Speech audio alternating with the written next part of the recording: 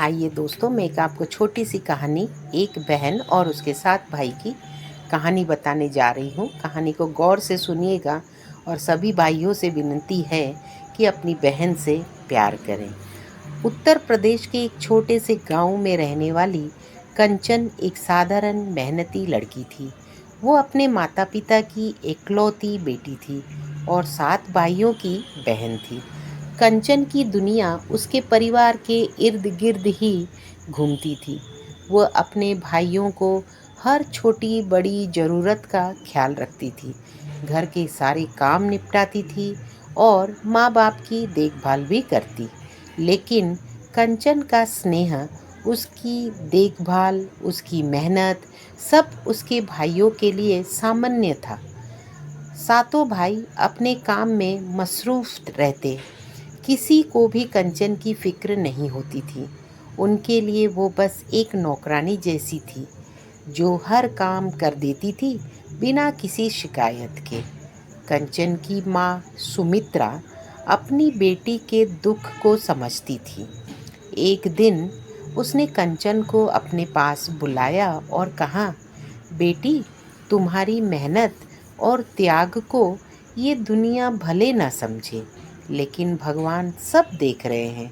कंचन ने बस हल्की सी मुस्कान दी और काम में लग गई।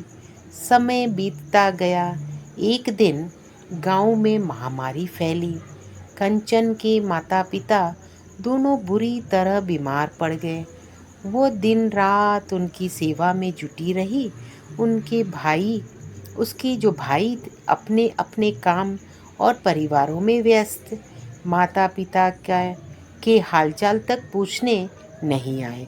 एक दिन ऐसा आया जब सुमित्रा और उसके पति इस दुनिया को छोड़कर चले गए।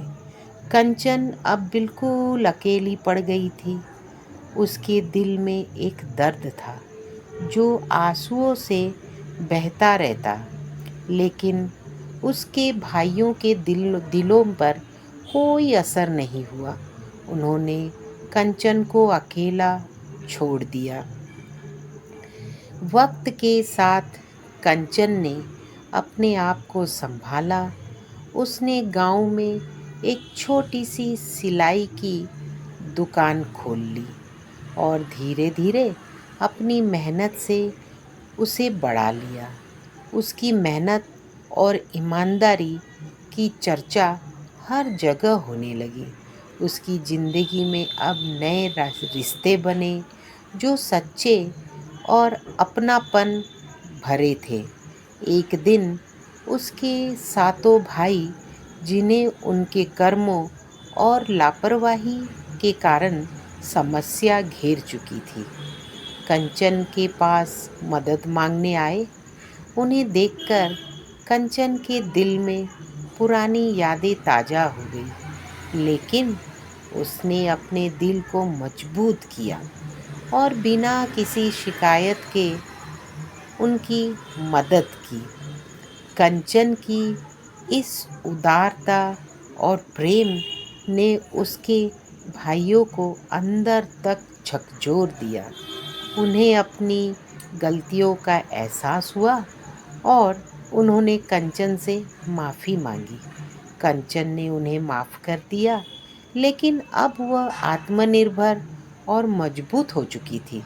उसने अपने भाइयों को सिखाया कि प्यार और अपनापन सबसे बड़ा धन है, जिसे कभी नज़रअंदाज नहीं करना चाहिए।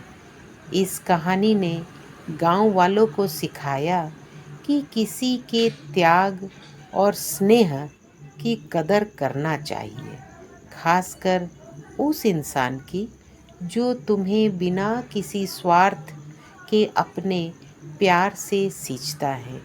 दोस्तों, बिल्कुल स्वार्थ मन से निकाल दीजिए, सबसे प्यार करिए। देखिए जीवन कितना सुंदर होगा। और ख़ास करके अपनी बहन से तो बहुत प्यार करिए। धन्यवाद।